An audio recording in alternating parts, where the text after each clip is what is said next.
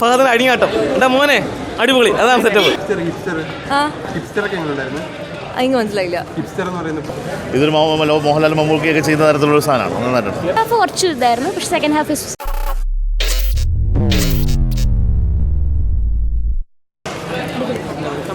Super.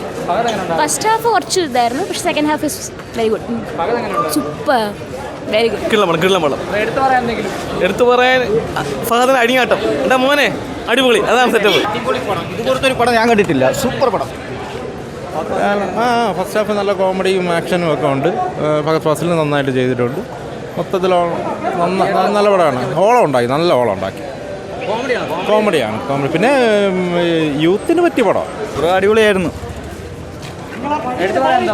എടുത്ത് പറയാനുള്ളത് ഫഹദ് ചെയ്യാത്തൊരു ക്യാരക്ടറാണ്. ഇതുവരെ നമ്മൾ കണ്ടിട്ടില്ല, ഇതേതായാലും ഒരു ക്യാരക്ടർ കണ്ടിട്ടില്ല ഫഹദിൻ്റെ. കൊള്ളായിരുന്നു, അടിപൊളിയായിരുന്നു. അതിനായിട്ടാണ് ഉഗ്രൻ, അടിപൊളി. ഭയങ്കര അടിപൊളി പടം. എങ്ങനെയാ എടുത്തു പറയാൻ ഫഹദ് തന്നെയാണ്, മൊത്തം ഫഹദ് തന്നെയാണ് സിനിമയിൽ. അപ്പൊ ഭീകരമാണ് അന്തരീക്ഷം, ഭയങ്കര അടിപൊളിയാ. തീർച്ചയായിട്ടും.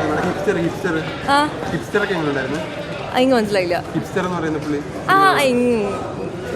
സോറി, പക്ഷേ ഭയങ്കര അടിപൊളി പടം. എങ്ങനെയാ എടുത്തു പറയാനായിട്ട് അതിലെ മ്യൂസിക് ഭയങ്കര അടിപൊളിയാണ്. മാസ് സീൻസ് ഒക്കെ ഭയങ്കര ഭീകരമാണ്. നല്ല സിനിമയായിരുന്നു. ഇപ്പോൾ വേറെ എന്ത് പറയാനില്ല, അടിപൊളി. പേക്കാണ് തിയേറ്റർ സിനിമയാണ്. കിടില, വേറെ ലെവൽ സിനിമ. കിടില മൂവിയാണ്. ഫഹദിൻ്റെ മികച്ച പ്രകടനം. ചെറിയ ലാഗ് അടുപ്പിച്ചെങ്കിലും സിനിമ സെറ്റാണ്. സൂപ്പറാണ്. അടിപൊളി പടം. ഷമ്മിയൊക്കെ കടത്തി വെട്ടി. നൈസ് പടം. സൂപ്പർ. അല്ല, എനർജറ്റിക് പെർഫോമൻസ് ആണ് ഫഹദ് ഫാസിലിൻ്റെ.